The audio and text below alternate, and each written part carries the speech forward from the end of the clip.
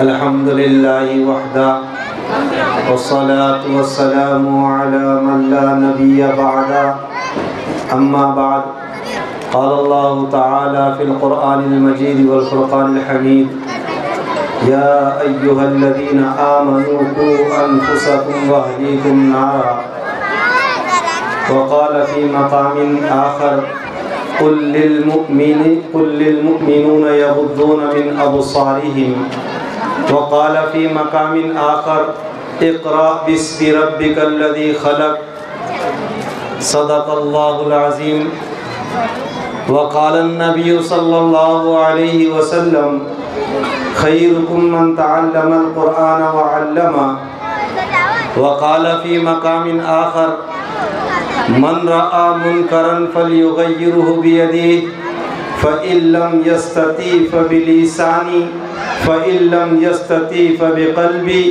فهو ذلك أضعف الإيمان او كما قال علیہم الصلاۃ والتسلیم۔ اسٹیج پر رونق افروز آج کے اس خوبصورت اجلاس کے صدر عالی وقار حضرت مولانا حافظ محفوظ الرحمان صاحب دامت برکاتہم، اسی طرح نشان بالاپور حضرت مولانا برکت اللہ صاحب، مولانا شفیق صاحب و دیگر اکابر علماء کرام، مشائخ اعظام، معزز سامعین اور پردہ نشین سامعات، یہ محض اللہ تعالیٰ کا فضل اور کرم اور احسان ہے کہ اس نے اپنی مشیت، اپنی چاہت سے مجھ کو اور آپ کو اپنے متعلقین اور اپنے ماننے والوں میں پیدا فرمایا۔ میری آپ کی نسبت اللہ جل جلالہ عم نوالہ نے خود اپنے ذات نسبت کے ساتھ میں اس دنیا میں مجھ کو اور آپ کو وجود بخشا۔ یہ محض اللہ کا احسان ہے، اللہ کا کرم ہے اور اس کا فضل ہے۔ وہ جب کسی کو کامیاب کرنا چاہتا ہے یا کسی سے راضی ہونا چاہتا ہے تو اس کو سب سے پہلی دولت ایمان کی عطا فرماتا ہے۔ یہ سب رب کریم کا فضل، کرم، احسان ہے کہ میں نے اور آپ نے جب آنکھ کھولے، ایک ایسے گھر میں آنکھ کھولے جہاں پر ہم کو دنیا میں آنے کے بعد سب سے پہلے اس ذات عالی کی بڑائی سنائی گئی، اس کبریائی کے وجود کو بتایا گیا، اس کے حق کو سنایا گیا، جس کا کوئی ہمسر نہیں، جس کا کوئی ثانی نہیں، جس کو کسی کے مشورے کی ضرورت نہیں۔ وہ جب چاہے رات بڑی کر دے، دنیا کی کوئی طاقت چھوٹا نہیں کر سکتی۔ وہ جب چاہے دن چھوٹا کر دے، دنیا کی کوئی طاقت اس کو بڑا نہیں کر سکتی۔ اس ذات عالی کی کبریائی میرے آپ کے کانوں میں گونجی اور گونجائی گئی اور سنایا گیا کہ نہ اللہ سے بڑا کوئی ہے، نہ اللہ کا کوئی شریک ہے، اللہ ہی وحدہ لا شریک لہ ہے، وہی پیدا کرنے والا، وہی موت دینے والا، وہی عزت کا دینے والا، وہی ذلت کا دینے والا۔ جب ہم اس پڑاؤ سے آگے نکلے، اللہ نے اس گھر میں پیدا فرمایا جہاں پر نام رکھا تو نام کے اندر اللہ کی ذات عالی کی نسبت کا خیال رکھا، محمد الرسول اللہ کے امتی ہونے کا احساس دیا۔ دنیا میں تعارف جب بھی ہوگا، نام اگر عبد الرحمن رکھا، دنیا یہ سمجھ رہی ہے اللہ کا بندہ، اللہ کا ماننے والا، اللہ کے نبی پر جان دینے والا ہے۔ ہمارے ماں باپ نے ہمارا دنیا میں تعارف کرایا، ہم اللہ کے ماننے والے، محمد رسول اللہ کے جاننے والے، آپ کی بات پر جان قربان والے ہیں۔ ہم نے زندگی کا ایک بہت بڑا حصہ ایسے معاشرے، ایسے سماج میں گزارا جہاں پر ہمارے گھر کے آس پاس پڑوس میں مسجدیں ہیں، صبح سے لے کر سونے تک دن میں 5 مرتبہ اللہ کی کبریائی سنتے ہیں، محمد رسول اللہ کی رسالت سنتے ہیں۔ میں آپ سے اب سوال کر رہا ہوں، زندگی کے 30 سال گزر گئے، زندگی کے 50 سال گزر گئے، بتاؤ اس اللہ سے ہونے کا یقین کتنا آیا جب دنیا میں آنے کے بعد سب سے پہلے ہم نے جس کی بڑائی سنی۔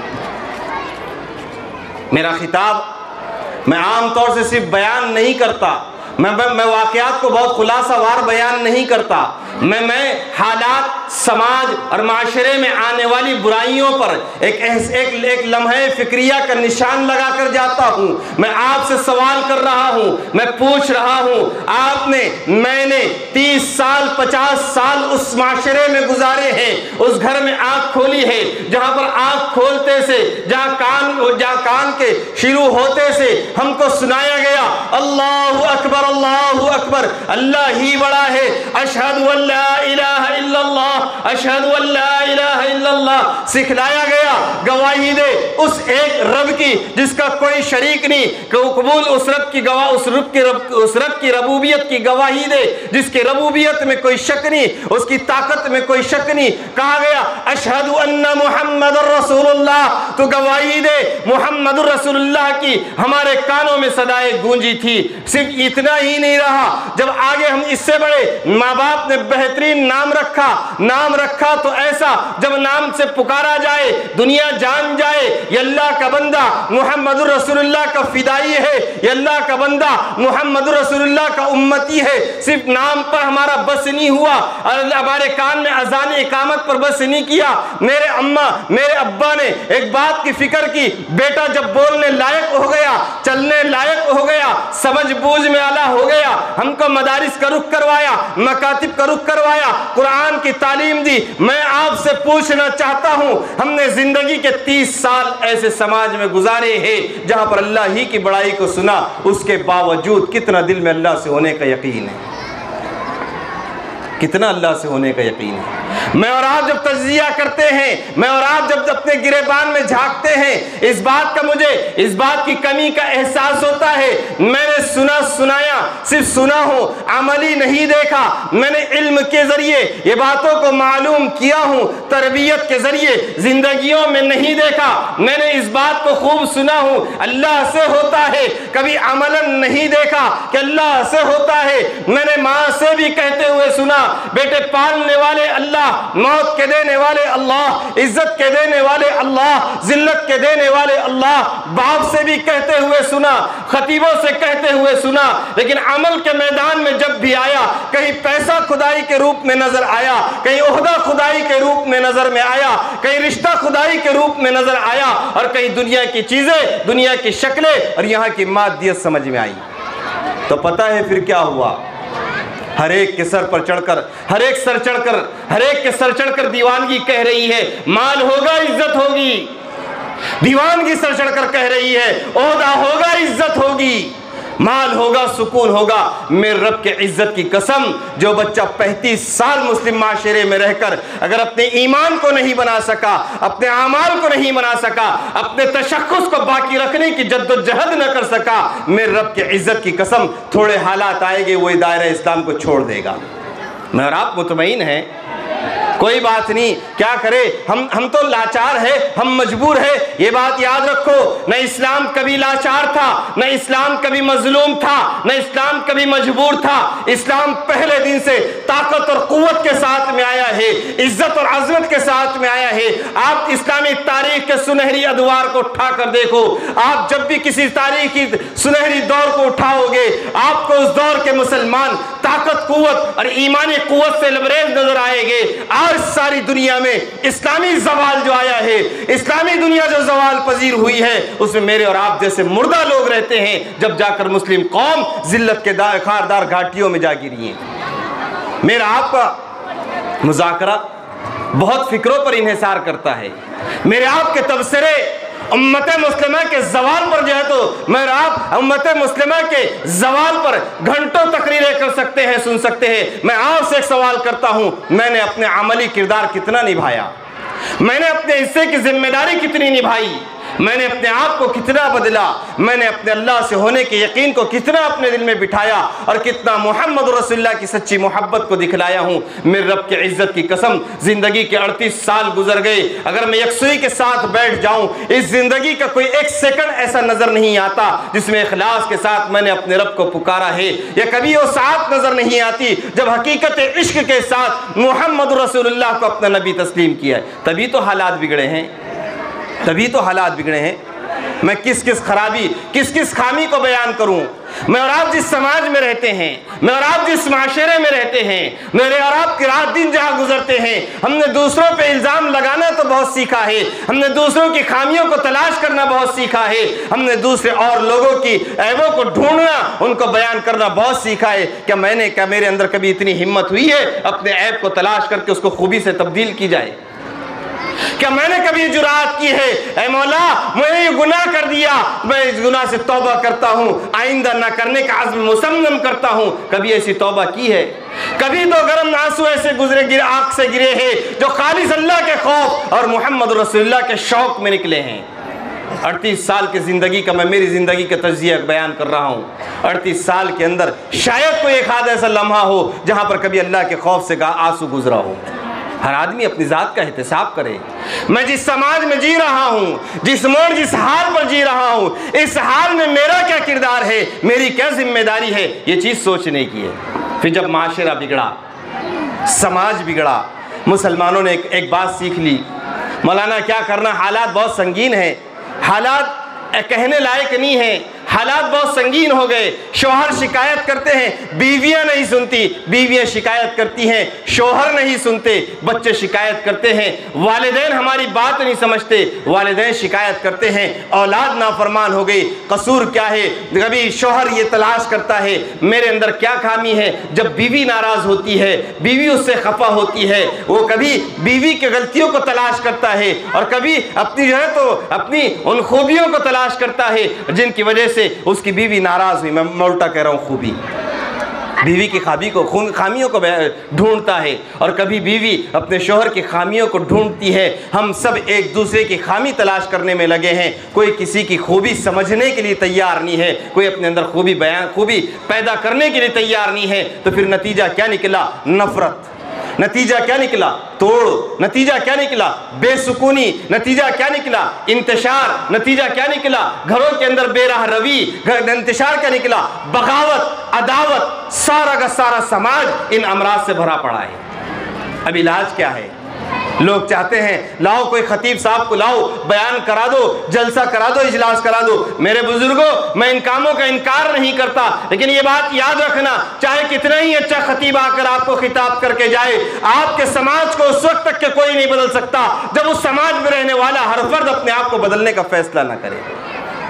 مسلمان غیرت مند مرد چاہتا یہ ہے کہ میری ماں بہن کو کوئی نہ دیکھے، اس پر کوئی نگاہ میلی نہ کرے، لیکن وہ چاہتا ہے، سب سے یہی توقع کرتا ہے۔ لیکن میں پوچھنا چاہتا ہوں اس غیرت مند نوجوان سے، بتا تیری نگاہ کیا کہتی ہے؟ تو نے لوگوں کی عورتوں کو کس نگاہ سے دیکھا ہے؟ فیصلہ تیرے بدلے کا تیرے عمل پر ہوگا۔ اعمالکم امالکم، اللہ کے نبی کا فرمان ہے، جیسے اعمال جائے گے ویسے فیصلے آئے گے۔ نگاہ تیری بگڑے گی، عورت بھی گھر میں تیری بگڑے گی، نگاہیں تیری عورتوں پر خراب ہوگی، تیرے گھر کی عورتیں بھی کسی کے ساتھ بھی نگاہوں کو خراب کرے گی۔ سمجھتا کیوں نہیں؟ میرے رب کا فرمان ہے کہ تم ظہر الفساد فی البر والبحر بما کسبت ایدی الناس، تم تریہ خشکی میں جو بھی زلزلوں کو آتا ہوا دیکھو گے، اس کے اندر انسانوں کی ہاتھوں کی کمائی کا نتیجہ ہے۔ میرے رب کہتا ہے قل للمؤمنین یغضون من ابصارہم، اے پیارے نبی جی آپ کہہ دیجئے تمام مومنین مردوں سے اور مومنین عورتوں سے اپنی نگاہوں کو نیچی رکھے۔ میں آج پوچھنا چاہتا ہوں، میں اپنے معاشرے کی آپ بیٹھے ہوئے سامنے مردوں سے بھی پوچھنا چاہتا ہوں، ان پردہ نشین ماؤں بہنوں سے بھی پوچھنا چاہتا ہوں، بتاؤ ہماری نگاہیں کتنی پاکیزہ ہے، بتاؤ ہمارے دل آوارہ نہیں ہو گئے، بتاؤ کہ ہماری خواہشیں بے لگام نہیں ہو گئی۔ پھر اللہ کی مرضی، اللہ کی مدد، اللہ کی مشیت، اللہ کی رحمتیں کیسی مجھ پر آپ پر ہے تو رحمت نازل ہوگی؟ ہرگز نہیں ہو سکتا۔ حضرت مولانا یوسف صاحب رحمۃ اللہ علیہ فرمایا کرتے تھے، کوئی آدمی 40 دن اللہ کے راستے میں لگائے، اس حال میں 40 دن لگائے کہ تکبیر اولیٰ کے ساتھ میں نماز پڑھی ہو، اس حال میں 40 دن لگائے کہ تہجد کی نماز کا اہتمام کیا ہو، اس حال میں 40 دن لگائے کہ نگاہوں کی پوری حفاظت کی ہو، اس حال میں 40 دن لگائے تہجد میں قرآن پڑھا ہو، اس حال میں 40 دن لگائے کہ روزانہ صبح شام کی تسبیحات کی ہو اور خوب روحانیت کو قائم کیا ہو۔ لیکن یاد رکھو وہ 40 دن کے اس پرنور اعمال کو اور وہ اعمال سے بننے والی کیفیت کو ایک وقت کی بدنگاہی پورے اعمال کو بھسم کر دیتی ہے۔ پھر مسلمان کہتا ہے مولانا کیا کرنا؟ نمازوں میں دل نہیں لگتا. کیا کرنا؟ طبیعتیں نہیں چلتی. طبیعت کیسی چلے گی جب آنکھوں کو غلط دیکھنے کے عادی بنا دیا؟ جب طبیعتیں کیسے چلے گی دلوں کے اندر بدگمانیوں کو پال لیا؟ اور طبیعت کیسی نیکی پر جمے گی جب لوگوں کے تعلق سے دلوں میں حسد کو پیدا کر دیا؟ آج معاشرہ بہت ساری برائیاں ہمارے درمیان میں ہیں، لیکن آج سب سے بڑا ناسور بنتے جا رہی ہے بے پردگی. میں ہماری ماں و بہنوں سے گزارش کرتا ہوں، اپنے اندر حیا کو پیدا کرے، اپنے اندر وہ غیرت ایمانی کو پیدا کرے جس غیرت سے سلطان ٹیپو پیدا ہوتے ہیں. اپنے اندر اس ایمانی غیرت کو پیدا کرے جس غیرت کے بعد بختیار کاکی اور سلطان صلاح الدین ایوبی جیسے اشخاص پیدا ہوتے ہیں. آج کی مائیں چاہتی ہے، آج کے امت مسلمہ کا ہر فرد اور عورت یہ چاہتی ہے کوئی مسلمانوں کا قائد آئے اور سلطان ٹیپو کا کردار نبھائے، کوئی میدان میں آئے سلطان صلاح الدین ایوبی جیسی بہادری دکھائے. میرے بزرگوں، میری ماں و بہنوں، ان کے لیے وہ غیرت مند باپ کی ضرورت ہے جن کی نگاہیں پاکیزہ ہو. ان غیرت مند ماؤں کی ضرورت ہے جو حیا سے لبریز ہو، جو بغیر وضو کے اپنے بچوں کو دودھ نہ پلائے، جو بغیر وضو کے بچے کو ہاتھ نہ لگائے. وہ ماؤں کی ضرورت ہے جو مائیں بچپن سے گہوارے میں بچے کو اللہ کا یقین سکھلائے. ان ماؤں کی ضرورت ہے جو بچوں کو بچپن سے مرنا سکھلائے. ان غیرت مند ماؤں کی ضرورت ہے جو اللہ کے نام پر، اللہ کے نبی کے نام پہ مرنا سکھلائے. آج تو بزدلی سکھائی جاتی ہے، میرے آپ کے گھر میں بزدلی سکھائی جاتی ہے، بچے کو ڈرایا جاتا ہے، بچے کو دھمکایا جاتا ہے. عجیب بات ہے، ہمارے سماج میں ایک چیز آ گئی، جب بچہ چھوٹا ہوتا ہے کبھی پولیس سے ڈرایا جاتا ہے، کبھی ڈاکٹر کے انجیکشن سے ڈرایا جاتا ہے، اور کبھی شیطان سے ڈرایا جاتا ہے، کبھی بھوت پلیت سے ڈرایا جاتا ہے. میرے بزرگوں، ہماری ماؤں نے اور اس امت کی ماؤں نے جب سے بچوں کو بھوت اور پولیس سے ڈرانا سیکھ لیا، اور جب سے ان کو بھوت اور پولیس سے ڈرانا شروع کر دیا، اس وقت سے امت اللہ سے ڈرنا بھول گئی، اللہ سے ڈرنا بھول گئی. آپ نے تصور مت کر لینا، ہرگز یہ بات نہیں ہے کہ اس دنیا کے اندر ایسے جیالے موجود نہیں ہیں جو اللہ کے دین کو سربلند کرنے کے لیے سرکردہ یا کوشاں نہیں ہے. آج بھی دنیا میں ایک جماعت ایسی ہے جو ہے مٹھی بھر جماعت ہے. دنیا 20 سال ساری طاقت اور قوت کے ساتھ ان کے مقابلے پر جمی رہی. آگ سے آسمان سے آگ برسائی گئی، زمین سے انسانوں کے ٹھاٹے مارتے ہوئے سمندر ان کی بستیوں کو تہس نہس کرتے رہے. میرے رب کے عزت کی قسم، اور مٹھی بھر جماعت پہلے سے کہتی تھی ہم اللہ ہی کی طاقت کو مانتے ہیں، اللہ ہی کی قدرت کو جانتے ہیں، اللہ ہی کی قدرت کے ساتھ لڑیں گے. ساری دنیا آئے، ہمارے ملک کی اینٹ سے اینٹ بجا دے، ہمارے قوم کا ایک ایک بچے کو قربان کر دے، رب کے عزت کی قسم نہ ہم سرنڈر کریں گے، نہ مصلحت کے تحت مصالحت کریں گے. ہم تو اللہ کے نام کو باقی رکھنے کے لیے اپنی نسل کا ایک ایک بچہ قربان کر دیں گے. آج کی دنیا کی بات کہہ رہا ہوں، میں 1400 سال پرانی تاریخ نہیں کہہ رہا ہوں. وہ دنیا جو 5000 سال میں اتنی ترقی یافتہ نہیں ہوئی، وہ دنیا جس سے پہلے، آج کی تاریخ سے پہلے کبھی اتنے زیادہ شدید بم نہیں بنائے گئے، اتنے شدید آلات نہیں بنائے گئے، جنگ کے اصول نہیں بنائے گئے، جنگ اتنی قائم نہیں کی گئی جتنی آج کے دور میں اس ایک چھوٹی سی مٹھی بھر جماعت کے اوپر نافذ کی گئی. ساری دنیا جمع ہو گئی. تمہارے پاس مال ہے، مال لگاؤ، افراد ہے، افراد لگاؤ، صلاحیت ہے، صلاحیت لگاؤ. دنیا کا ہر اس ایٹم بم کو اس قوم پر آزماؤ جو قرآن لے کر میدان میں اتری ہے. آؤ اس قوم کو فنا کرنے کے لیے آؤ جو اللہ کی بقا کی بات کہتی ہے، جو اللہ کے وجود کی بات کہتی ہے. آؤ ہم چل کر اس کو مٹا دیں گے. وہ فرعون زمانہ کہہ رہا تھا ہم 2 مہینے میں مٹا دیں گے، میرے رب کی قدرت کہہ رہی تھی آؤ ساری طاقت کے ساتھ آؤ، قوت کے ساتھ آؤ، ساری عظمت کے ساتھ آؤ. میرے رب کی قدرت کہہ رہی تھی آؤ میرے شان کریمی کو دیکھ لینا. تم 20 سال ان کے پیروں میں گر کر معافی مانگے گے، عزت کا راستہ دو نکلنے کے لیے. پھر اسلام کی تاریخ دہرائی جائے گی. اس وقت کا امیر لکھے گا العزت للہ ولرسولہ وللمؤمنین، عزت صرف اللہ کے لیے، اللہ کے رسول کے لیے اور مومنین کے لیے. اس کے علاوہ کسی کے لیے عزت نہیں، اس کے علاوہ کسی کے لیے عزت نہیں ہے. तुम जिस ज़िल्लत के साथ में आए थे उससे ज़्यादा ज़लील होकर जाओगे। 2013 के मुसलमानों के अमीरुल मोमिनीन ने खत लिखा था, हमारे पास इज्जत का रास्ता नहीं है। जिस तरह से तुम घमंड से आए थे अब ज़िल्लत के साथ में जाओगे। फिर दुनिया ने देखा है 2021 को 14 अगस्त की रात को रात 3:30 बजे दुनिया दुम दबा कर निकलती है, असलाह छोड़कर जाती है, सारी नामूस को छोड़कर जाती है और दुनिया आज तक उनके पैरों में गिर पड़ी है और कह रहे हैं आओ तुम एक बात सुलह कर लो, तुम कुरान और सुन्नत की रट छोड़ दो, तुम अपने दीन की बुनियादों को छोड़ दो, हम तुम्हारे साथ तुमको दुनिया की ताकत तस्लीम कर लेंगे। आज भी वो जमात कहती है नहीं नहीं, हमारे जमीन पर अल्लाह का निजाम चलेगा, कुरान का निजाम चलेगा, कुरान का हुक्म चलेगा, अल्लाह का हुक्म चलेगा, मोहम्मद रसूलुल्लाह का फरमान चलेगा, इसके अलावा कोई और कानून नहीं बनेगा। कानून वही होगा जो कुरान का होगा, कानून वही होगा जो मोहम्मद रसूलुल्लाह के फरमान से निकला है। मैं पूछना चाहता हूं, आप भी गैरतमंद नौजवान हैं, आप भी गैरतमंद मुसलमान हैं, आपकी वो गैरत कहाँ गई? वो सारी दुनिया से लड़ पड़े एक बात पर कि हम अपना मेहमान इन जालिमों को नहीं देंगे, इन जालिमों को नहीं देंगे, हम जाबिरों को नहीं देंगे, हम मेहमान की इज्जत करने वाले मेहमान नवाज लोग हैं, इसलिए कि हमारे नबी का फरमान है। वो अशखास कहाँ से आए? क्या उनके सीनों में दिल नहीं है? क्या उनको ख्वाहिशात नहीं है? क्या उनके लिए बीवियां नहीं हैं? क्या उनके लिए बच्चे नहीं हैं? जो बच्चों को यतीम करने निकले हैं, जो बीवियों को बेवा करने निकले हैं, जज्बा क्या है? अल्लाह की ज़मीन पर अल्लाह का निज़ाम नाफिज हो, अल्लाह के ज़मीन पर अल्लाह का हुक्म चले, इसके अलावा और कोई गरज नहीं है। आज का मुसलमान चाहता है कोई आए और बगैर कुर्बानी के आए, ये नामुमकिन बात है। आज मुझको आपको बदलने की ज़रूरत है, अपनी ज़ात को बदलने की ज़रूरत है, अपने आप को बदलने की ज़रूरत है।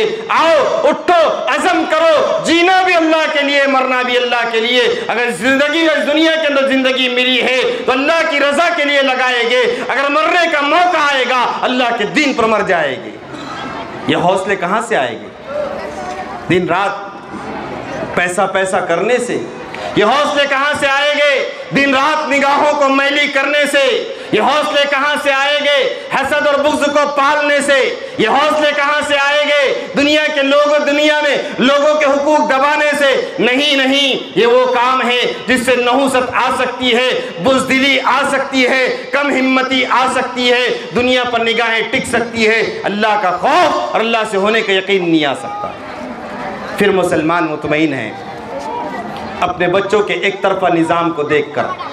तालीम का निज़ाम माशाअल्लाह बहुत मजबूत होता चला है, लेकिन उससे ज़्यादा तरबियत का निज़ाम कम से कमतर होता जा रहा है। आज मेरे आपकी बोलचाल देखो, मेरे आपके रोज़ाना के अल्फाज देखो, मेरे आपके एहसासात देखो, मेरी आपकी तफक्कुरात देखो। हज़रत इमाम यूसुफ साहब रहमतुल्लाह अलैह फरमाया करते थे कि कौमों के इर्तिदाद से पहले उन पर फ़िक्री इर्तिदाद आता है, फिर ज़हनी इर्तिदाद आता है, फिर अमली इर्तिदाद आता है। आज हमारे पास फ़िक्री इर्तिदाद है। फ़िक्री इर्तिदाद कहते हैं अल्लाह के दीन की फ़िक्रों को छोड़कर दुनिया की फ़िक्रों को हावी कर लेना। अल्लाह के रसूल सल्लल्लाहु अलैहि वसल्लम ने जब मेहनत शुरू की, काम शुरू किया, आपने सबसे पहले दुनिया के नज़रिए को तब्दील किया, दुनिया में बसने वाले लोगों के सोच को, उनकी समझ को तब्दील किया, और फिर एक ऐसी मजबूत मुस्तहकम और एक ऐसी मजबूत और मुस्तहकम जमात को वजूद में लाया जिसको आज तक दुनिया जिसकी तकलीद करती है, चाहे जाए कि दुनिया कितनी ही मुखालिफत करे। आज भी आपने नाम सुना होगा यूनाइटेड स्टेट ऑफ अमेरिका के अंदर यूएनओ के नाम से चलता है, यूनाइटेड नेशन के नाम से। वो एक ऐसा इदारा है जिसने सारी दुनिया को मुत्तहिद किया, बातिल अगराज, बातिल मकासिद के तहत सारी दुनिया को मुत्तहद किया। लेकिन याद रखो उसके बनने में 119 कवानीन ऐसे हैं जो हज़रत उमर साहब हज़रत उमर रज़ी अल्लाह तआला अन्हु के बनाए हुए। फिर मुसलमान कुरान को छोड़कर ज़िंदगी गुजार रहा है, उसके बावजूद भी मुसलमान मोहम्मद रसूलुल्लाह के तरीके को पामाल कर रहा है।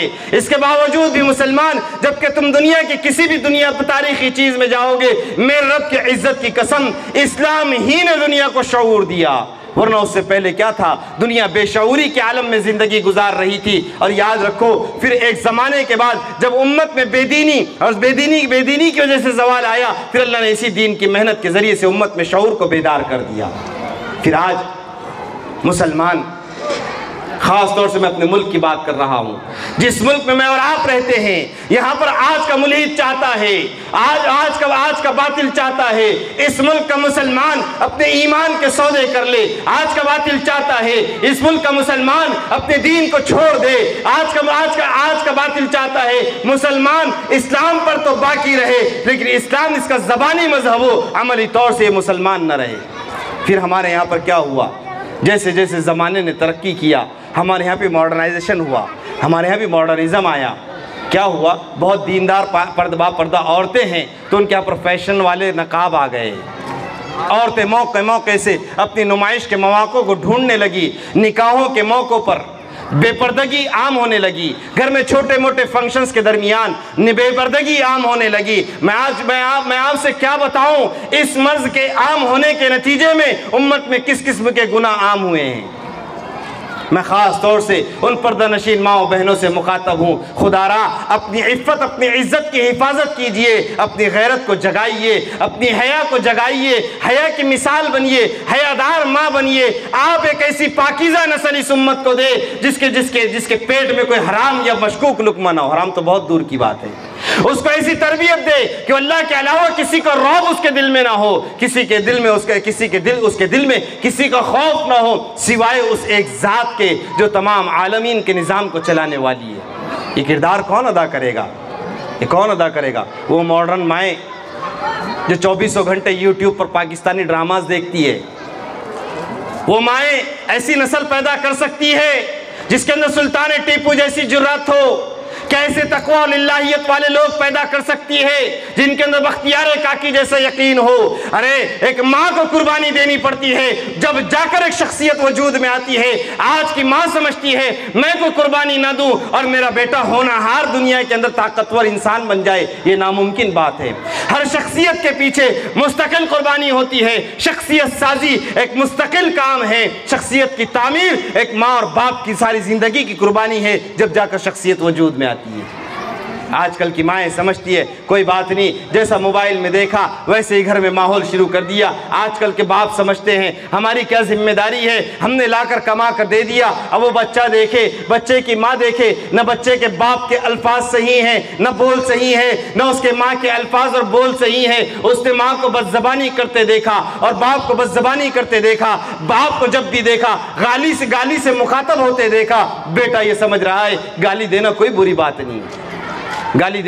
بات نہیں، پھر جب بات نکلی باپ کو سور دیتا ہے، کس کو پتہ ہے؟ وہ بچہ بولے محلے کے بچوں کے ساتھ میں رہ کر بگڑ گیا۔ ماں کہتی ہے وہ بچوں کے ساتھ میں رہ کر بگڑ گیا۔ اب تھوڑا سا اور زمانہ ایڈوانس ہوا، بھئی بچہ موبائل نہیں چھوڑتا، موبائل میں دیکھ کر جو ہے تو برباد ہوا، یہ بگڑ گیا۔ نہیں، بگاڑنے میں ان چیزوں کا اگر کردار ہے اس سے کئی زیادہ کردار اس آئیڈیل چلتے پھرتے نمونے کا ہے جس کے ذریعے سے وہ دنیا میں وجود میں آیا ہے۔ جانتے ہو بچے سب سے زیادہ اہمیت کس کی بات کو دیتے ہیں؟ سب سے زیادہ اہمیت استاذ کی اور اس کے بعد اپنے ماں اور باپ کی۔ اللہ نے فطرت بنائی ہے، بچہ بچپن میں سب سے زیادہ اہمیت جو دے گا وہ ماں اور باپ کی بات کو دے گا۔ اور یہ الگ بات ہے کہ کسی گھر میں ماں کا رعب ہوتا ہے، کسی گھر میں باپ کا رعب ہوتا ہے، یہ الگ بات ہے۔ یہ گھر کے ماحول پر انحصار کرتا ہے۔ ماں زیادہ تربیت میں فکر مند ہوگی تو ماں کا اثر زیادہ ہوگا، باپ تربیت میں زیادہ فکر مند ہوگا تو باپ کا اثر ہوگا۔ اور یہ بات جب بچے گھر کے اندر تربیت پاکیزہ پاتے ہیں تو ان کے نفوس پاکیزہ ہو جاتے ہیں، اور پاکیزہ نفوس کے ساتھ وہ دنیا میں بہترین شخصیات کی شکل میں وہ دنیا کے اندر وجود میں آتے ہیں اور دنیا کی امامت کرتے ہیں۔ میں اور آپ ایک ایسی قوم سے تعلق رکھتے ہیں جو ساری دنیا کی اقوام کی امام تھی، جو ساری دنیا کی قوموں کی رہبر تھی، جو ساری دنیا کو جس نے زندگی گزارنے کا سلیقہ دیا، جس نے بات کرنے کا طریقہ دیا، وہ ایسی قوم تھی جب بات کرتی تو ان کے زبان سے پھول جھڑا کرتے تھے۔ وہ ایسی قوم تھی جب معاملہ کرتے تو صاف اور شفاف کیا کرتے۔ وہ ایسی قوم تھی جن کی نگاہیں کبھی میلی نہیں ہوا کرتی تھی۔ میں اور آپ اس قوم کا حصہ ہے، لیکن جب سنہری تاریخ کو دہراتا ہوں، موجودہ حال کو دیکھتا ہوں تو افسردہ ہو جاتا ہوں کہ میرے اجداد کیسے تھے اور میں کیا ہوں، میرے اجداد کیسے تھے اور میں کیا ہوں۔ وہ جب کسی مجلس میں چلے جاتے باطل کی طاقت اور قوت ہیج ہو جاتی. آج میں اور جب میں جس مجلس میں جاتا ہوں باطل کے حوصلوں کو بلند کر دیتا ہوں. اٹھ شیر مجاہد ہوش میں آ, اٹھ شیر مجاہد ہوش میں آ, تاریخ تعمیر خلافت پیدا کر. کیوں فرقہ فرقہ ہوتا ہے, اب ایک جماعت پیدا کر. کر تو بھی ترقی دنیا میں, اسباب تجارت پیدا کر. اسلام قدم تو بڑھتا ہے, حالات سے پھر کیوں ڈرتا ہے. یا تو اسلام کا نام نہ لے یا شوق شہادت پیدا کر. آج میرے آپ کے دل میں بنیادی چیز بتلا رہا ہوں, بزدلی نے گھر پکڑا ہے, اسی لیے ایمان کی محنت نہیں ہوتی. ڈر, خوف, موت کا ڈر, ذلت کا ڈر, تعلقات کے ختم ہونے کا ڈر, مختلف قسم کے ڈر دلوں میں بیٹھ گئے ایک خالق کے ڈر کو چھوڑ کر. اور یہ بات یاد رکھو, جب اللہ کا خوف دلوں سے نکلے گا, اقوام باطل کا خوف دلوں میں آئے گا, جو تمہاری قوم کی بنیادوں کو ہلا کر رکھ دے گا, جیسے آج میرے آپ کی بنیادوں کو ہلا کر رکھ دیا. ہر جگہ خوف ہراس کا ماحول نظر آتا ہے. کیوں آیا خوف؟ وہ جس کا ایک آدمی اگر ہزاروں کے لشکر میں چلا جائے, وہ یہ کہتا ہے میں ایک اکیلا ان کے 1000 لوگوں کے برابر ہوں. آج اس قوم کے ہٹے کٹے نوجوان 2-5 لوگوں سے مار کھا کر نکل جاتے ہیں. بنیادی وجہ کیا ہے؟ میں اور آپ بولیں گے ماحول کا, معاشرے کا, سماج کا. تو بتاؤ اس سماج کو بنائے گا کون؟ آسمان سے فرشتے آ کر انسانوں کو بدلے گے یا زمین سے زمین پھاڑ کر کوئی قیادت نکلے گی؟ نہیں, مجھ کو اور آپ کو تبدیل ہونا ہے. امام الانبیاء جب اس دنیا میں آئے تھے سارا نظام بگڑا ہوا, کوئی کسی کے ساتھ بیٹھنے کے لیے تیار نہیں تھا, بلکہ جس ارض مقدس پر آپ کو مبعوث کیا گیا اس ارض مقدس کا حال یہ تھا, مختلف قبائل تھے, مختلف قبائل پر کوئی ایک سردار حکمران بننے کے لیے تیار نہیں تھا. جہالت اس قدر عام تھی کہ وہاں پر کوئی کسی کی بات سننے کے لیے تیار نہیں تھا.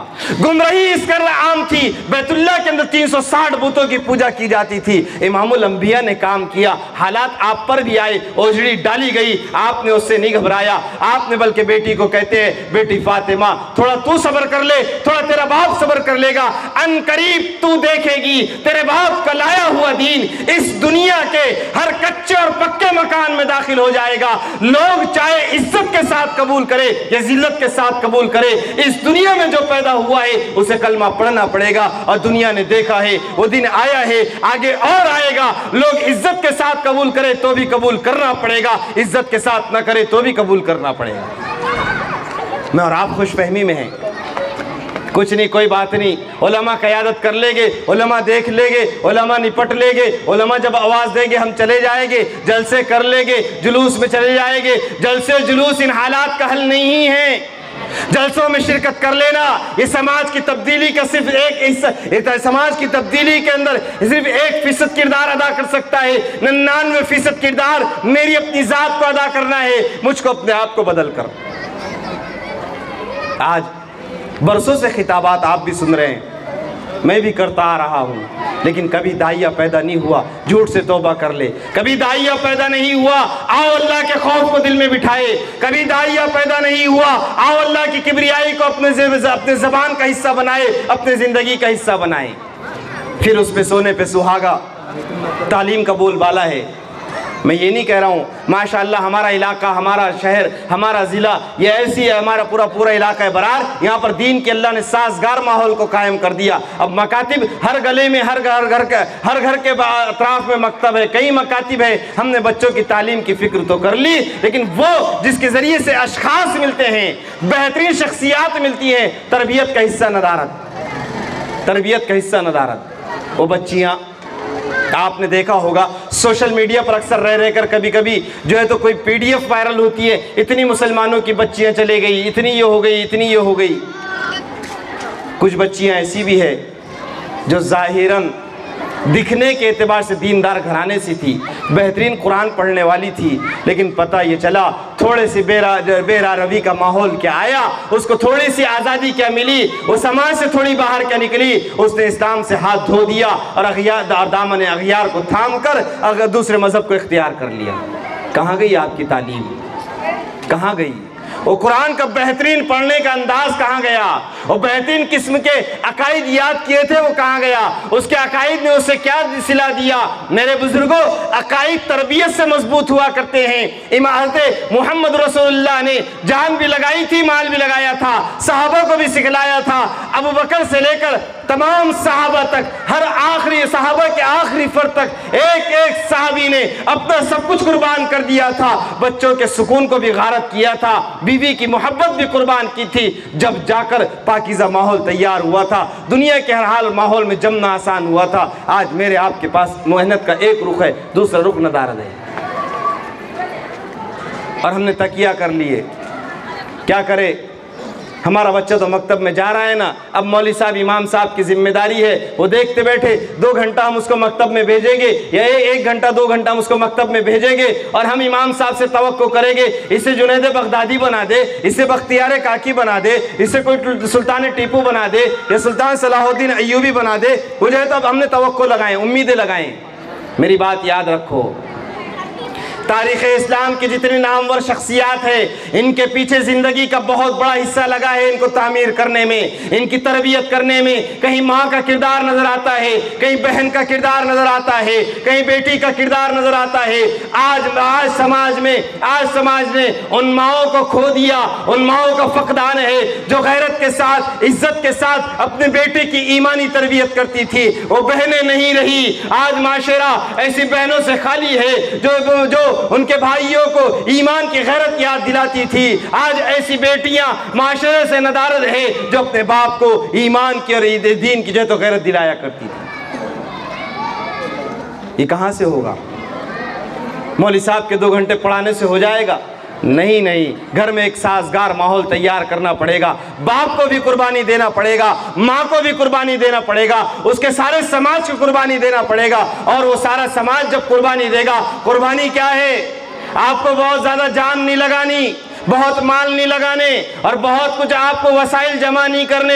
آپ کو قربانی دینی ہے، زبان کے بول صحیح کر دو، نگاہوں کو نیچی کر لو، اپنے دلوں کو صاف کر لو، اخلاق کو بلند کر لو، معاملات کو صاف کر دو۔ یہ چند چیزیں ہیں، یہ چند چیزیں معاشرے سے یہ خرابیاں ختم ہو جائے گی، اس کی جگہ وہ اچھائیاں جو میں نے کہا آ جائے گی۔ آپ دیکھیں گے شخصیات آپ کو نظر آئے گی، شخصیات نظر آئے گی۔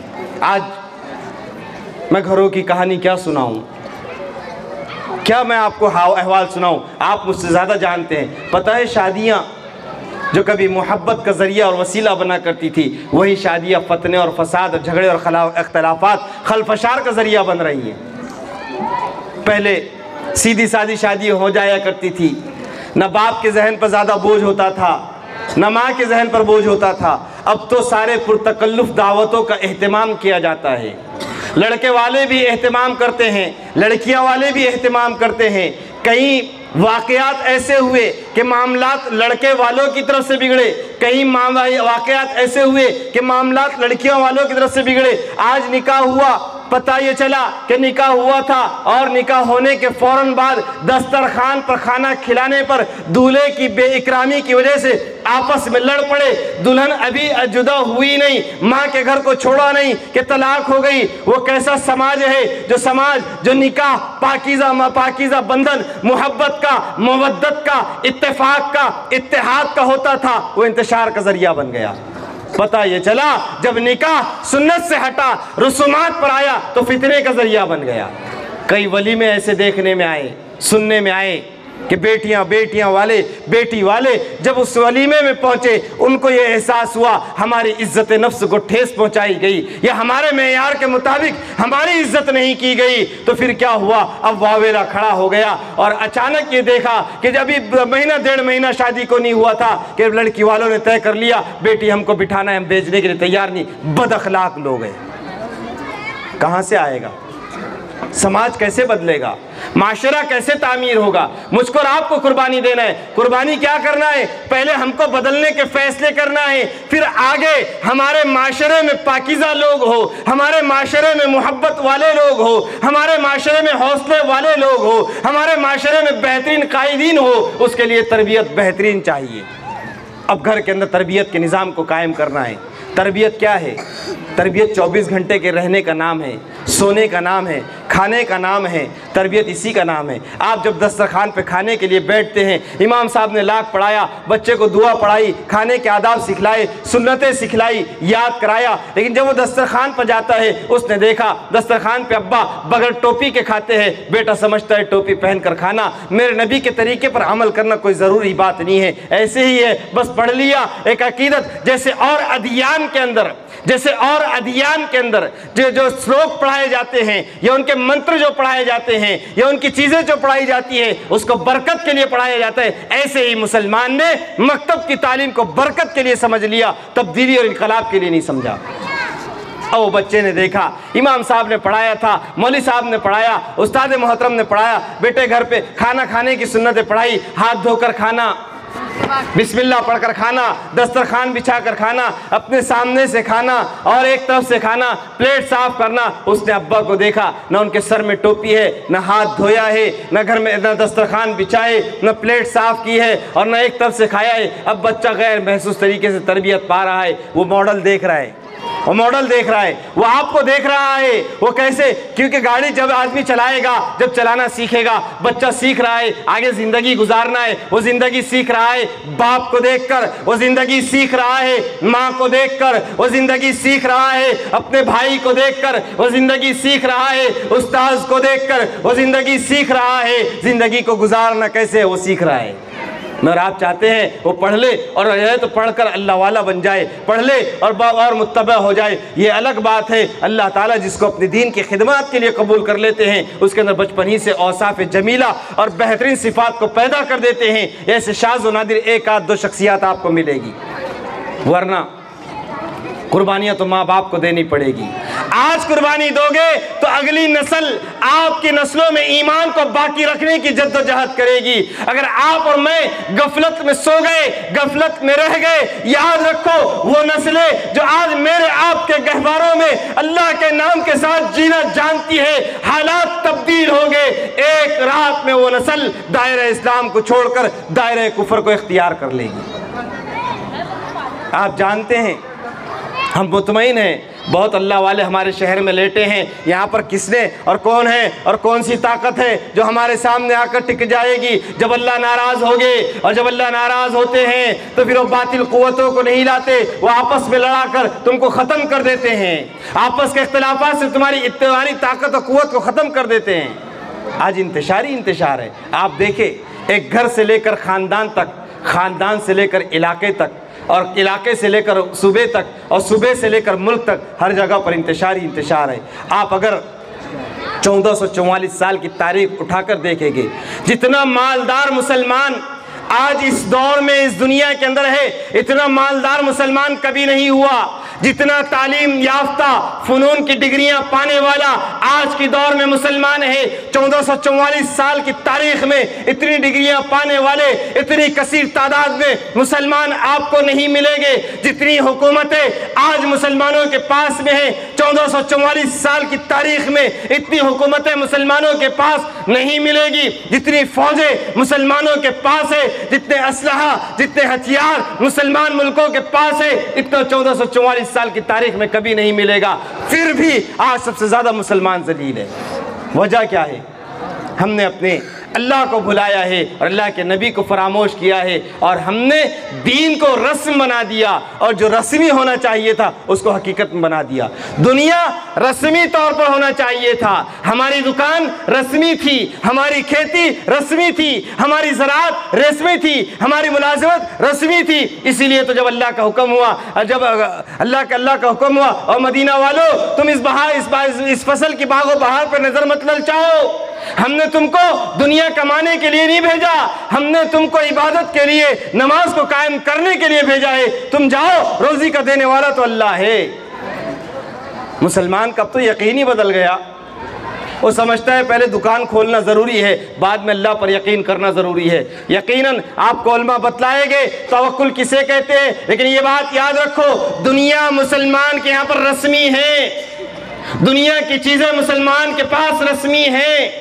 جیسے آدمی کوئی ضروری کام کے لیے رسم کو چھوڑ دیتا ہے، ایسے ہی دین کے کام کے لیے اللہ کے نبی نے سکھلایا دنیا کو قربان کر دینا، دنیا کو لٹا دینا، دنیا کو مٹا دینا، یہ رسمی تھا، اللہ کے نبی نے سکھلایا۔ حقیقت کیا ہے؟ اللہ کے دین کے لیے تقاضا آئے جان کا جان لگا دینا، تقاضا آئے مال کا مال لگا دینا، تو تمہاری نسلوں میں دین کے خدام پیدا ہوگے، ورنہ یاد رکھو اگر دین سے جان مال کو بچاؤ گے تو آپ کی نسل میں غدار پیدا ہوگے۔ پھر ہم آپ بولتے ہیں مخبر بہت ہو گئے مولانا، کیا کرنا، اتنے مخبر ہے، بات یہاں کرو وہاں پہنچ جاتی ہے۔ ہم تین لوگ اگر بیٹھے، تینوں اعتماد والے لوگ ہیں اور بہت سماج کے عزت دار لوگ ہیں، پھر اگر کوئی بات ہوئی وہ پتہ یہ چلا ڈپارٹمنٹ میں پہنچ گئی، اب یہ پھر مسلمان کہتے ہیں مخبر بہت ہو گئے۔ کیوں ہو گئے؟ نہیں ہو گئے مخبر۔ میں اور آپ جس بے غیرتی کے ساتھ سماج میں جیتے ہیں، میرے جملے سخت ہو گئے، آپ کو سخت لگ رہے ہوگے، لیکن یہ وہ حقائق ہے جس کا نہ میں انکار کر سکتا ہوں نہ آپ انکار کر سکتے ہیں۔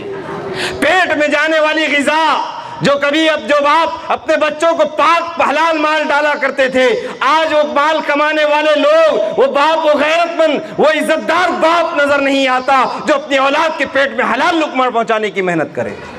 ہر آدمی چاہتا ہے شارٹ کٹ کے راستے سے مال کمایا جائے، کوئی پرواہ نہیں ہے۔ پھر جب اولادیں بغاوت پر اترتی ہے، عداوت پر اترتی ہے، پھر شکایت کرتا ہے، ارے مولانا کیا کرنا، ہماری اولاد نہیں سن رہی، کوئی تعویذ دے دو اس کو اطاعت میں لانے کا، کوئی تعویذ دے دو اس کو فرما برداری میں لانے کا۔ اور اللہ کے بندے، تو نے اللہ کی اطاعت نہیں کی، تیری اولاد کبھی تیرے تابع نہیں ہو سکتی۔ تو نے اللہ کے رسول کی فرما برداری نہیں کی، تیری اولاد کبھی تیری فرما بردار نہیں ہو سکتی۔ پھر ہم شکایت کرتے ہیں، پھر ہم جو ہے تو روتے ہیں۔ میرے بزرگوں، اللہ نے جان دی ہے، آپ اگر کمانے والے ہیں اپنی روزی کو حلال بناؤ، اپنے کانٹوں کے اندر وہ چوری مت کرو، مال دینے میں عیب دار مال ہے عیب بتا کر دو، اللہ کے نبی کے طریقے پر تجارت کو لاؤ۔ تجارت بابرکت چیز ہے، جن کی تجارتیں اللہ کے نبی کے طرف سے طریقے سے ہٹ جاتی ہے یا ان کے خیر کے نیتیں اس میں سے نکل جاتی ہے اور جو ہے تو اس میں دھوکہ دڑی آ جاتی ہے، وہ تجارت انسان کے لیے موت بن جاتی ہے۔ پھر تاجر پریشان، کیا کرنا، نفع ہاتھ میں آتا ہی نہیں، خرچے اتنے لگ گئے کہ جی جھوٹ بول کر مال دے گے، وہ مال کبھی پاکیزہ نہیں ہو سکتا، برکت نہیں آ سکتی۔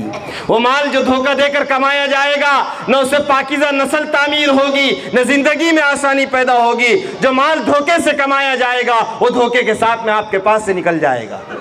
پھر مسلمان شکایت کر رہا ہے، کیا کرنا، کیسے کیا جائے؟ اور اس کے لیے جب اس سے کہا جائے کہ بھئی ٹھیک ہے کوئی بات نہیں، آپ سے غلطی ہو گئی، احساس ہو گیا، اللہ کے راستے میں نکل جاؤ، اپنے بگاڑ کو ختم کر دو، تو دنیا چھوڑنے کے لیے تیار نہیں۔ پھر کہتے ہیں کہ حالات بہت سنگین ہو گئے، مولانا ہمارا تو جینا مشکل ہو گیا، کچھ کرو نا۔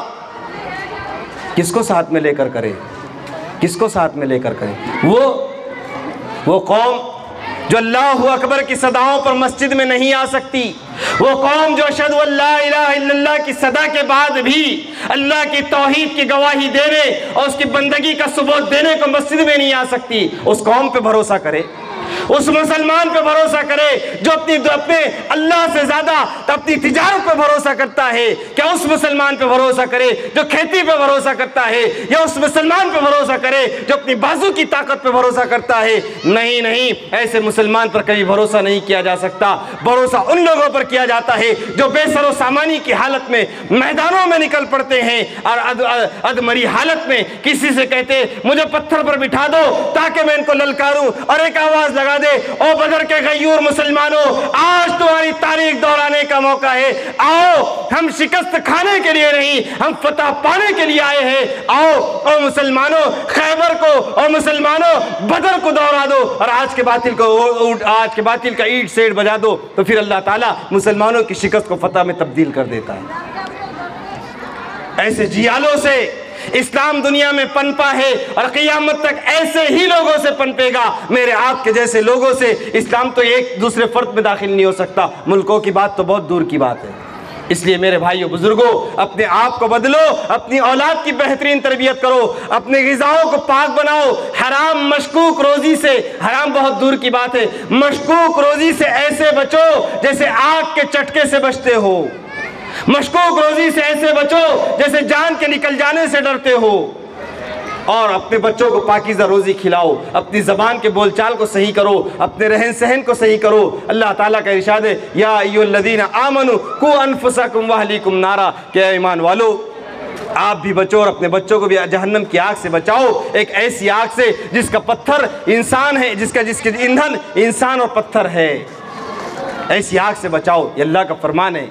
اور بچوں کے حقوق ہے، جب بچے آپ کے گھر میں کوئی بچہ پیدا ہو، سب سے پہلا حق ہے کہ اس کے کان میں اذان دی جائے، ایک کان میں اقامت دی جائے، دوسرا حق ہے کہ اس کو جو ہے تو اس کا بہترین نام رکھا جائے، اور تیسرا حق یہ ہے اس کا عقیقہ کیا جائے، چوتھا حق یہ ہے جب بول نہ سیکھے تو قرآن پڑھنا سکھایا جائے۔ میں آپ سے پوچھنا چاہتا ہوں مسلمان کتنے ہیں جو بچوں کے حقوق ادا کرتے ہیں؟ پھر جب وہ بڑا ہوتا ہے تو شکایت کرتے ہیں ہمارے حق ادا نہیں کر رہا۔ میرے بزرگوں، آپ اللہ کے حقوق کو پورا کرنے والے بن جاؤ، اللہ کے نبی کے حقوق کو پورا کرنے والے بن جاؤ، اللہ آپ کی نسلوں کو آپ کے حقوق کو پورا کرنے والا اور دین اسلام کو پھیلانے والا اور پھلانے والا بنائے گا۔ اور ہم سب آج سے عزم کریں کہ انشاءاللہ اپنے زندگی کو تبدیل کریں گے۔ میں مردوں سے بھی کہہ رہا ہوں اور ہماری پردہ نشین بہنوں سے بھی کہہ رہا ہوں، اور ہم جو وہ مائیں وہ بہنیں جو گھروں میں رہتی ہے، ہم 24 گھنٹے باحیا رہے، پردے کے ساتھ میں رہے، جہاں تک ہو سکے حتی المقدور کوشش کرے نہ آپ کے کوئی خلیرہ بھائی آپ سے ملاقات کرے، نہ چچیرا بھائی آپ سے کوئی ملاقات کرے، نہ آپ کسی غیر محرم چچیرے بھائی کے پاس میں جائے، بھابھی دیور سے پردہ کرے، دیور بھابھی سے پردہ کرے۔ جانبین میں پردہ ہوگا تو حیا آئے گی، تو ہمارے گود میں پلنے والی بچیاں حیا کو سیکھے گی، ورنہ آزادی تو ہم نے اپنے گھر میں دی ہے۔ میں کیا بتاؤں، میں اپنے گھروں کی بے دینیاں کیا رونا روؤں۔ ہمارے گھر میں بچیاں 12 13 سال کی ساتھ میں ہوتی ہے، اور 10 12 سال کا بھائی اس کے ساتھ میں ہوتا ہے، آج بھی ایک ہی بستر ہے، جبکہ اللہ کے رسول نے سختی کے ساتھ میں منع فرمایا ہے، سختی کے ساتھ میں۔ تھوڑا سا شعور آ جائے، بھائی کا بستر الگ کر دو، بہن کا بستر الگ کر دو۔ ہمارے یہاں تو سارے بستر ایک ساتھ، اس لیے بہت توجہ کی ضرورت ہے، بہت توجہ کی، خاص طور سے ایسی بستیوں میں جہاں مکانات بہت چھوٹے ہوں۔ آپ کے پاس مکان کی قلت ہے، کوئی بات نہیں، مسجد ہے محلے میں، اگر آپ کے گھر میں آپ قربانی دے دے، آپ اگر گھر میں بچیاں زیادہ ہے تو باپ اور بھائی جو ہے تو مسجد میں جا کر قیام کرے، یا پھر گھر میں کوئی ایک آدھا کمرہ ایسا کرے جو مختص کر دے عورتوں کے لیے، بچیوں کے لیے، اور ایک کمرہ کر دے مردوں کے لیے۔ ورنہ میرے بزرگوں، اس اختلاط کے ماحول نے ہمارے پورے سماج، ہمارے پورے معاشرے کی دھجیاں اڑائی ہے۔ جو ایمانی کیفیت بننی تھی وہ تنہائی کے اندر سب کا، اس میں موبائل نے اس کے اوپر سونے پہ سہاگا کر دیا۔ ہر گھر میں موبائل، ہر فرد کے ہاتھ میں موبائل، اور انٹرنیٹ اینڈرائڈ والا موبائل ہے۔ اس لیے اپنے آپ کو ان گناہوں سے بچانے کی کوشش کرنا، اور حتی المقدور جہاں تک ہماری کوشش ہو سکے ہر چھوٹے سے چھوٹے مکروہ عمل سے بھی بچنے کی کوشش کرنا۔ آج کی رات بڑی رات ہے، گدھوں کو گھمانے کی ستانے کی رات نہیں ہے، نگر پالیکا کے لائٹ پھوڑنے کی رات نہیں ہے، گاڑیوں پر بیٹھ کر ہارن بجانے کی گھومنے کی رات نہیں ہے، عبادت کی رات ہے۔ اللہ نے اگر طاقت ہمت دیا ہے تو اپنے گھروں میں جو ہے تو نوافل کا اہتمام کرے، ضروری نہیں آپ مسجد میں جائیں، قبرستان میں جائیں۔ اللہ کے رسول پورے زندگی میں صرف ایک مرتبہ روایت ملتی ہے آپ قبرستان میں گئے، صرف ایک مرتبہ۔ اگر آدمی یہ سوچ کر جائے کہ اللہ کے نبی کی سنت ہے تو ایک مرتبہ گیا، سنت ادا ہو گئی اس کی، کوئی بات نہیں۔ اب آج کی رات میں کرنا کیا ہے؟ نوافل کا اہتمام کرنا ہے، توبہ استغفار کرنا ہے، صدقہ دے کر کرنا ہے، پکی سچی توبہ کرنا ہے، اور جو ہے تو اپنے دلوں کو اپنے طرف سے صاف کر لو، حسد سے، کینے سے، کپٹ سے، بغض سے، حسد سے۔ بہت بڑی فضیلت ہے اس کی، بہت بڑی۔ ایک مرتبہ ایک مجلس میں، اس واقعے کے بعد اختصار کے ساتھ بول رہا ہوں، پھر مجلس کا بیان ختم کر دوں گا انشاءاللہ، 10:15 بج گئے۔ ایک صحابی رسول اللہ کے رسول کی مجلس سے اٹھ جانے لگے۔ اللہ کے رسول نے مجلس میں کہا کہ تم کسی جنتی آدمی کو دیکھنا چاہتے ہیں؟ صحابہ نے پوچھا یا رسول اللہ، جی بالکل ہم دیکھنا چاہتے ہیں، کہ دیکھو فلاں ابن فلاں جا رہے جنتی ہے۔ 3 دن تک اللہ کے رسول نے اس صحابی کے بارے میں فرمایا یہ جنتی ہے۔ وہ مجلس میں کہ ایک صحابی ان کے گھر پر گئے اور کہا کہ میرے باپ سے کچھ انبن ہو گئی، فطرت ہے انسان کی، انہوں نے تو ویسے ہی کہا تھا کہ گھر پر قیام کا موقع مل جائے، کہ میرے گھر پر میرے باپ سے انبن ہو گئی، میں نے گھر چھوڑ کر آیا ہوں، میں چاہتا ہوں کہ آپ مجھے 3 دن اپنے گھر کا مہمان بنا لے۔ وہ روز صبح میں سے لے کر شام تک 24 گھنٹے اس میزبان کے ساتھ میں رہتے جس میزبان کے بارے میں اللہ نے جنت کی خوشخبری سنائی تھی۔ اب اس میزبان کے ساتھ میں رہتے، انہوں نے دیکھا جیسی میں نماز پڑھتا ہوں یہ پڑھتے ہیں، جو معاملات میں کرتا ہوں یہ کرتے ہیں، جتنا گھر کے اندر ہمارا سب نظام ہے ان کا بھی سب وہی نظام، پھر جنتی کیوں؟ آخری دن ان سے پوچھا کہ اللہ کے رسول نے تمہارے بارے میں بیان فرمایا کہ تم جنتی دیکھنا چاہتے ہو اور بتلایا 3 دن تک اللہ کے رسول نے عمل کیا، بتاؤ تمہارا وہ عمل کون سا ہے؟ انہوں نے کہا کہ میرا کوئی خاص عمل نہیں ہے، کوئی عمل نہیں ہے، بس جو تم دیکھ رہے یہی عمل ہے۔ پھر پوچھا، کہا کہ دیکھو میں ایک بات کہتا ہوں، میں جب بھی بستر پر لیٹتا ہوں لیٹنے سے پہلے اپنے دل سے کہتا ہوں کہ اے مولا جس کسی نے مجھے کس قسم کی تکلیف پہنچائی ہے میں اس کو معاف کرتا ہوں، تو بھی اس کو معاف کر دے۔ نہ جب میں اس حال میں سوتا ہوں نہ کسی مسلمان کے لیے میرے دل میں حسد ہوتا ہے، نہ بیر ہوتا ہے، نہ کینہ ہوتا ہے، نہ کوئی کپٹ ہوتا ہے، میں اس حال میں سوتا ہوں اور اس حال میں اٹھتا ہوں کہ میرے دل کے اندر کسی کے لیے کوئی جو ہے تو نقص، نفرت، عداوت نہیں ہوتی۔ بس یہی ایک عمل ہے کہ فرمایا کہ ہاں یہی عمل ہے جو آپ کی جنت کی ضمانت ہے۔ آج میں آپ کو اپنا آپ کا تجزیہ کروں، آپ اپنے آپ کا تجزیہ کریں، میرا دل کتنا میلا ہے۔ یہ بہت اہم چیز ہے، بہت اہم چیز ہے۔